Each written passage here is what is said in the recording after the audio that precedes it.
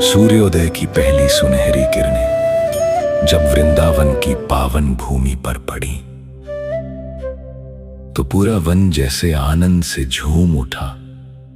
यमुना का निर्मल जल शांत बह रहा था। कदम्ब के वृक्ष मंद मंद हिल रहे थे। मोर अपने पंख फैलाकर नृत्य कर रहे थे। और उस दिव्य वातावरण के बीच हाथ में बांसुरी लिए, सिर पर मोर मुकुट सजाए, नीलवर्ण बालक श्री कृष्ण अपने बड़े भाई बलराम और ग्वाल बालों के साथ गायें चरा रहे थे। जब जब कृष्ण अपनी मधुर वंशी बजाते, मानो प्रकृति स्वयं ठहर जाती, पक्षी मौन हो जाते, हवा भी धीरे बहने लगती और वृंदावन का कण कण कृष्णमय हो उठता। कभी कन्हैया मोरों की तरह नृत्य करते, कभी कोयल की आवाज निकाल कर ग्वाल बालों को हंसाते, तो कभी बादलों जैसी गंभीर आवाज में अपनी गायों को पुकारते। ग्वाल बाल खेल में मग्न थे। कोई कुश्ती लड़ रहा था, कोई पेड़ों पर चढ़ रहा था और बलराम जी एक विशाल वृक्ष के नीचे विश्राम कर रहे थे। तभी कृष्ण मुस्कुराते हुए उनके पास आए, धीरे से उनके चरण दबाने लगे, पत्तों से हवा करने लगे, जिन चरणों की सेवा स्वयं महालक्ष्मी करती है। आज वही भगवान अपने बड़े भाई की सेवा में आनंद अनुभव कर रहे थे। कृष्ण ने वृक्षों की ओर देखकर मुस्कुराते हुए कहा, भैया दाऊ, देखिए ना, ये वृक्ष कितने भाग्यशाली हैं। अपने फल और पुष्प आपके चरणों में अर्पित कर रहे हैं। इनका जीवन धन्य हो गया। पूरा वृंदावन प्रेम और आनंद में डूबा हुआ था। उस आनंद के पीछे एक भयानक रहस्य छिपा था। अचानक कुछ ग्वाल बाल भयभीत होकर कृष्ण और बलराम के पास आए।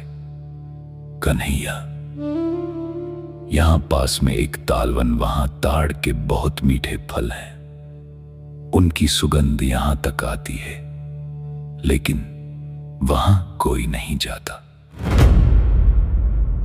दूसरे ग्वाल बाल ने डरते हुए कहा, वहां धेनुकासुर नाम का भयानक राक्षस रहता है, जो गधे के रूप में है। उसने न जाने कितनों को मार डाला। पक्षी भी उस वन के ऊपर से उड़ने का साहस नहीं करते। हमारी बहुत इच्छा है कि हम वो फल खाएं, लेकिन वहां जाना मृत्यु को बुलाना है। यह सुनकर कृष्ण मुस्कुराए और बलराम जी की आंखों में वीरता चमक उठी।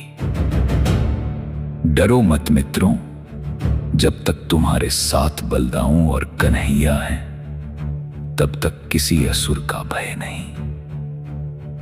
इतना कहकर सभी तालवन की ओर चल पड़े। जैसे जैसे वे आगे बढ़े, वातावरण बदलने लगा। चारों ओर भयानक सन्नाटा छा गया। ऊंचे ऊंचे ताड़ वृक्ष, काले बादल, तेज चलती हवाएं और जमीन पर गिरे हुए पके फल, लेकिन वहां कोई जीव दिखाई नहीं देता था। तभी बलराम जी आगे बढ़े। उन्होंने अपनी विशाल भुजाओं से एक ताड़ वृक्ष को पकड़ लिया और उसे जोर जोर से हिलाने लगे। क्षण भर में सैकड़ों पके फल जमीन पर गिरने लगे। उन फलों के गिरने की आवाज पूरे तालवन में गूंज उठी और तभी धरती कांपने लगी। धूल का तूफान उठा। भयानक गर्जना सुनाई दी। विशाल काले गधे के रूप में धेनुकासुर क्रोध से पागल होकर दौड़ता हुआ आया। उसकी लाल आंखों से आग बरस रही थी। उसकी टापों से धरती फट रही थी। वो सीधा बलराम जी के पास पहुंचा और क्रोध में भरकर उसने अपने पिछले पैरों से जोरदार प्रहार किया। ग्वाल बाल भय से कांप उठे, लेकिन बलराम जी मुस्कुरा रहे थे। धेनुकासुर दोबारा हमला करने के लिए पलटा और तभी बलराम जी ने बिजली की गति से उसके दोनों पैर पकड़ लिए। एक हाथ से उसे हवा में गोल गोल घुमाने लगे। पूरा तालवन कांप उठा। फिर उन्होंने पूरी शक्ति से उसे एक विशाल ताड़ वृक्ष पर दे मारा। भयानक आवाज के साथ वृक्ष टूट गया और धेनुकासुर के प्राण निकल गए। उसका विशाल शरीर दूसरे वृक्ष पर गया, फिर तीसरे पर, और देखते ही देखते पूरा तालवन हिल उठा। लेकिन युद्ध अभी समाप्त नहीं हुआ था। धेनुकासुर के बाकी असुर भाई क्रोध में पागल होकर कृष्ण और बलराम पर टूट पड़े। तभी श्री कृष्ण आगे बढ़े। वे खेल खेल में उन असुरों को पकड़कर वृक्षों पर फेंकने लगे। किसी को हवा में घुमाया, किसी को धरती पर पटका।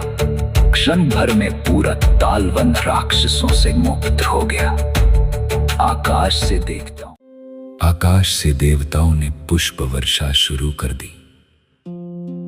दुंदुभियां बजने लगी। जय श्री कृष्ण, जय बलराम। पूरा वन दिव्य आनंद से भर उठा। अब तालवन भय मुक्त हो चुका था। ग्वाल बाल आनंद से फल खाने लगे। गायें निश्चिंत होकर चरने लगी और शाम होते ही सभी ब्रज लौटने लगे। सूर्य अस्त हो रहा था। गोधूली बेला का अद्भुत दृश्य था। कृष्ण के चेहरे पर धूल लगी थी, सिर पर मोर मुकुट चमक रहा था और वे मधुर बांसुरी बजाते हुए चल रहे थे। वंशी की धुन सुनते ही गोपियां घरों से बाहर दौड़ पड़ी। यशोदा मैया और रोहिणी जी आरती की थाल लेकर खड़ी थीं। उन्होंने दोनों भाइयों को गले लगा लिया, प्रेम से स्नान कराया, माखन मिश्री खिलाया और रात को दोनों भाई सुंदर शैया पर विश्राम करने लगे। लेकिन वृंदावन की लीलाएं यहीं समाप्त नहीं हुई थीं। अगले ही दिन यमुना के तट पर एक नया संकट आने वाला था, जहां कालिया नाग के विष से पूरा जल काला पड़ चुका था और वहीं होने वाली थी श्री कृष्ण की एक और अद्भुत लीला। जय श्री कृष्ण।